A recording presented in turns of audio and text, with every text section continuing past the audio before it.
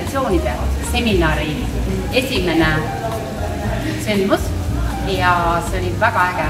Me oleme hästi rahul, me oleme õnnelikud, et meil oli ettevõtlikke naisi, kellega koos siis avastada ennast ja õppida teisi tundma ja teada saada, kuidas siis kasumlikumalt oma äri üles ehitada ja kuidas oma ettevõtlustele ja omale isiklikult palju arengut juurde anda. Ja see oli õppiline nii meie jaoks, kes me seda korraldasime ja nii nende jaoks, kes siis meil osalesid ja ootame sind siis ärikonstellatsioonide seminarile naistele järgmisel korral, et mis kuupäeval see olema saab, seda saad lugeda juba selle video alt.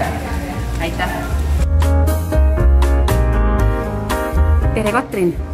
Kuidas sina jäid rahule esimese eksklusiivse ärikonstellatsioonide seminariga naistele? Mulle iseenesest väga meeldis, aga see, mis siin oli, see oli nagu nii mõnus. Mulle meeldib selliste oma inimestega omas seltskonnas olla, kus ma saan mõnusalt vabalt.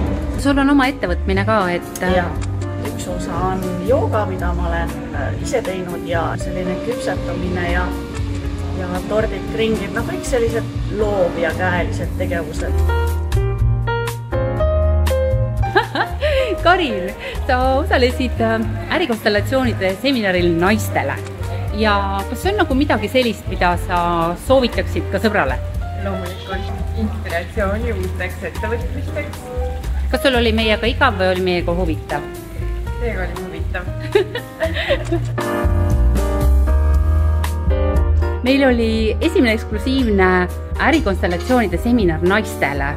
Kuidas sa tunned, et kuidas see läks? Tunnen, et see läks meil suurepäraselt. Meil olid imetoredad naised, ettevõtlikud, säravad, teotahtelised, julged. Nii et armsad naised, kui me teeme järgmise seminari, palun tulge meie seminarile. Oli see midagi sellist, mida sa tuttavatele ka soovitaksid? Jaa, on kindlasti. See on üks korralik sissevaade sulle sinu enda teeditaudustesse. Kas sa tunned, et see andis sulle midagi sellist, mida sa ootasid või andis vähem või andis rohkem? Ta andis kindlasti rohkem.